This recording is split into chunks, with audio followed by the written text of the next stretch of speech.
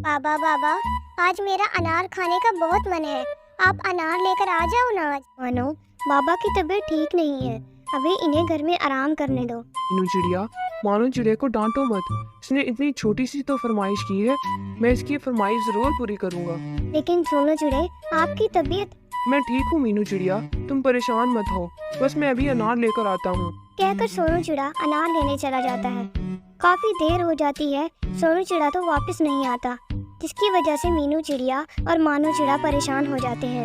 जाने सोनू चिड़े कहाँ चले गए हैं। कितनी ज्यादा देर हो गई है, अब तो मुझे फिक्र होने लगी है। फिर बाद सोनू चिड़ा घर में आता है, लेकिन सोनू चिड़े को तो काफी ज्यादा चोट लगी हुई थी और उसका तो काफी ज्यादा खून भी निकल रहा था। हाय रे सोनू चिड़े, ये क्या हो गया? ये खून क्यों निकल रहा है? इतनी ज्यादा चोट कैसी लग गई है आपको? मीनू चिड़िया, जब मैं अनार लेने कबूतर की दुकान पर गया तो क्या देखता हूँ, दुकान तो बंद थी। फिर मैं फौरन से कबूतर के घर पर गया तो कबूतर ने मुझसे कहा कि आज दुकान बंद रहेगी। फिर कबूतर ने कहा कि मैं उसके बाग से जाकर अनार ले लूं। जब मैं उसके बाग से अनार लेकर वापस आ रहा था तो एक बड़ी सी लकड़ी आकर मुझको लगी और देखो ना, इतनी ज्यादा चोट लग गई मुझको। अरे सोनू चिड़े, आपको तो काफी ज्यादा खून निकल रहा है। मैं अभी उल्लू वेद जी को बुलाती हूँ। मीनू चिड़िया पहले ही बीमार था और अब उसका खून काफी ज्यादा बह गया था। मीनू चिड़िया फौरन से उल्लू वेद जी को अपने घर में बुलाती है। उल्लू वेद जी को आने में थोड़ी देर हो जाती है। सोनू चिड़े का तो काफी ज्यादा खून बह जाता है, जिसकी वजह से सोनू चिड़ा मर जाता है। मुझे माफ करना मीनू चिड़िया, लेकिन सोनू चिड़ा अब हमें छोड़कर जा चुका है। क्या? ऐसा नहीं हो सकता। सोनू चिड़े हमें ऐसे छोड़कर नहीं जा सकते। हमारा क्या होगा? सोनू चिड़े की मौत की खबर सुनकर मीनू चिड़िया और मानो चिड़ा दोनों ही काफी ज्यादा गमगीन हो जाते हैं। अब सोनू चिड़े की मौत के बाद सारी जिम्मेदारी अब मीनू चिड़िया पर आ गई थी। मामा, बाबा की मौत मेरी वजह से हुई है ना? ना मैं अनार खाने की जिद करता और ना ही बाबा हमें छोड़कर जाते। मानो, खुद को दोष मत दो, इसमें तुम्हारी कोई गलती नहीं। सोनू चिड़े की शायद इतनी ही जिंदगी थी और देखो तो तुम्हारे पापा ने तुम्हारी फरमाइश पूरी कर दी। मीनू चिड़िया अब काफी ज्यादा परेशान थी कि सोनू चिड़े के बगैर वो अपना घर कैसे चलाएगी। तभी मीनू चिड़िया की नजर सोनू चिड़े के लाए हुए अनारों पर पड़ती है। अगर मैं इन अनार को जमीन में दबा दूं तो अनार के पेड़ से मेरे मानो चिड़े का भविष्य बन सकता है। लेकिन मेरे पास तो अपनी जमीन भी नहीं है जहां मैं अनार दबा सकूं। अगले दिन मीनू चिड़िया अपने दोस्त कालू कौवे के पास दूसरे जंगल चली जाती है। अरे मीनू चिड़िया, बहुत दिनों बाद चक्कर लगाया तुमने। हाँ वो कालू कौवे, मुझे इस जंगल में कुछ काम था, इसलिए सोचा कि तुमसे भी आकर मिल लूं। हाँ, ये तो तुमने बहुत अच्छा किया, लेकिन सोनू चिड़े की मौत का सुनकर मुझे तो बहुत ज्यादा दुख हुआ है। हाँ, सोनू चिड़े बहुत अच्छे थे, वो हमें बहुत जल्दी छोड़कर चले गए। अच्छा मीनू चिड़िया, तुम अपना घर कैसे चलाती हो अब?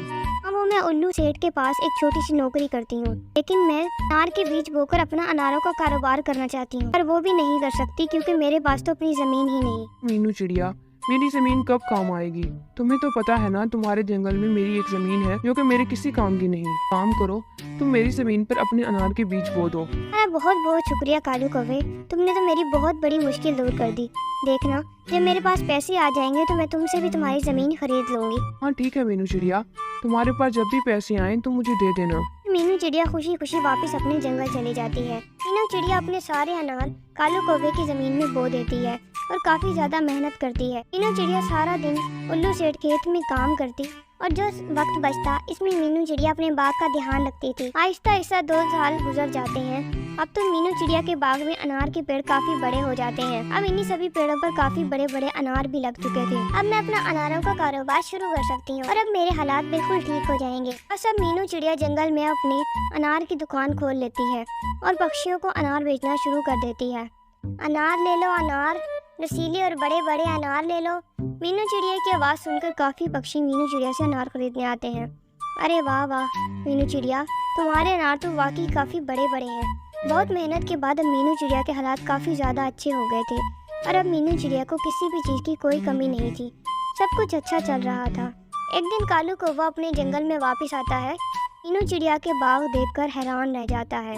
अरे ये क्या, मीनू चिड़िया ने कुछ सालों में मेरी जमीन को सोना बना दिया और मेरी जमीन पर कितने बड़े बड़े अनार के पेड़ लगा दिए। बाप रे बाप, आजकल अनार कितने महंगे हैं और मीनू चिड़िया इन सभी अनारों को बेचकर कितना ज्यादा मुनाफा कमा रही होगी। और मैं तो पहले जैसा था आज भी वैसा ही हूँ। ये सब मेरी जमीन देने की वजह से हुआ है, वरना मीनू चिड़िया अभी तक गरीब की गरीब ही होती। मैं ज़मीन को बेकार समझता था, लेकिन ये ज़मीन तो हीरा निकली। बस मैंने सोच लिया है, मैं मीनू चिड़िया से अपनी ज़मीन वापस ले लूँगा। मेरी ज़मीन पर ये सारे अनार के पेड़ लगे हैं, इसका मतलब है ये सारे अनार के पेड़ भी मेरे हुए। बस अब कालू कौवे के मन में लालच आ जाता है और कालू कौवा मीनू चिड़िया के पास जाता है। मीनू चिड़िया, अब मैं इस जंगल में आ गया हूँ, इसलिए मुझे अपनी ज़मीन वापस चाहिए। यह क्या कह रही हो कालू कौवे? मैंने तो बहुत मेहनत से जमीन को बाग बना दिया, अब मैं तुम्हें वो जमीन वापस कैसे कर सकती हूँ? और वैसे भी तुमने तो मुझसे खुद कहा था कि जब मेरे पास तुम्हारी जमीन के पैसे आए तो मैं तुम्हें दे दूँ, और आज मेरे पास तुम्हें देने के लिए पैसे हैं, इसलिए मैं आज तुम्हें तुम्हारी जमीन के पैसे दे ही देती हूँ। नहीं मीनू चिड़िया, मुझे नहीं चाहिए वो ज़मीन मेरी है, इसलिए तुम्हारा इस पर कोई हक नहीं। इस ज़मीन पर वो अनार के बड़े बड़े पेड़ भी मेरे हैं। वैसे भी तुमने मुफ्त में बहुत ज़्यादा पैसे कमा लिए, लेकिन अब वो नहीं। कालू कौवे, तुम मुझसे वो जमीन वापस मत लो, मैं तुम्हारी जमीन के तुम्हें दुगने दाम दे दूँ। मैं कुछ नहीं जानता मीनू चिड़िया, वो ज़मीन मेरी है, इसलिए अब अनारों का कारोबार मैं करूँगा। तो कालू अंकल साफ साफ क्यों नहीं कहते कि अब आपके मन में लालच आ गया? अब जो भी समझो, पर वो बाग मेरा है, इसीलिए मीनू चिड़िया अब से अनार लेने मेरे बाग में कभी मत आना, वरना उल्लू सैनिक से बंदी बनवा। ये कहकर कालू कौवा वहाँ से चला जाता है। वो बाग सोनू चिड़े के लाए हुए अनारों से बने हैं, वो तो सोनू चिड़े की आखिरी निशानी है, और कालू कौवे ने वो बाग मुझसे छीन लिया।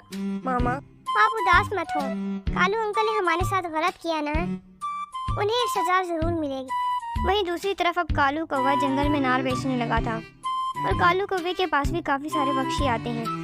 कालू कौवा तो अनार तोड़ तोड़ कर बेच रहा था और मुनाफा कमा रहा था, पर वो तो पेड़ों को पानी नहीं देता था और ना ही उनकी देखभाल करता था। पेड़ भाई, पूरे 10 दिन हो गए हैं पर हमने पानी ही नहीं पिया। हाँ पेड़ भाई, वो कालू कौवा तो बहुत चालाक है, इसे तो बस पैसों की लालच है, इसने तो मीनू चिड़िया के सालों की मेहनत छीन ली। हाँ, मीनू चिड़िया ने हमारा बचपन से ख्याल रखा, हमें रोज पानी दिया, बच्चों की तरह हमारी देखभाल की। अब हमारा फर्ज बनता है कि मीनू चिड़िया का उसका हक दिलवाएं।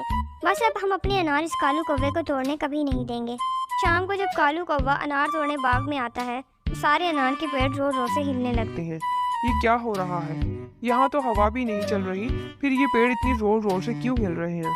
दुष्ट कालू कौवे, चले जाओ यहाँ से, मीनू चिड़िया का बाग है ये। तुम पेड़ मेरा कुछ नहीं बिगाड़ सकते, अगर तुम सबने मुझे अनार ना दिए तो सबको काट डालूंगा। फिर वो पेड़ अपनी टहनी से कालू कौवे को गर्दन से पकड़कर उठा लेता है। अरे मुझे नीचे उतारो, मुझे नीचे उतारो, मैं अगर यहाँ से गिर गया तो मेरी हड्डी पसली टूट जाएगी। छोड़ दूंगा, फिर ये बाग मीनू चिड़िया के हवाले कर दो, वरना तुम अपनी जान से जाओगे। अच्छा, दे दूंगा मीनू चिड़िया को ये बाग, फिर मुझे नीचे तो उतारो। बस फिर भी पेड़ कालू कौवे को छोड़ देता है और कालू कौवा अपनी जान बचाकर वहाँ से भाग जाता है। अब कालू कौवा मीनू चिड़िया से अपनी जमीन के पैसे लेकर अपने जंगल वापस चला जाता है और मीनू चिड़िया दोबारा से अपने बाग की मालकिन बन जाती है।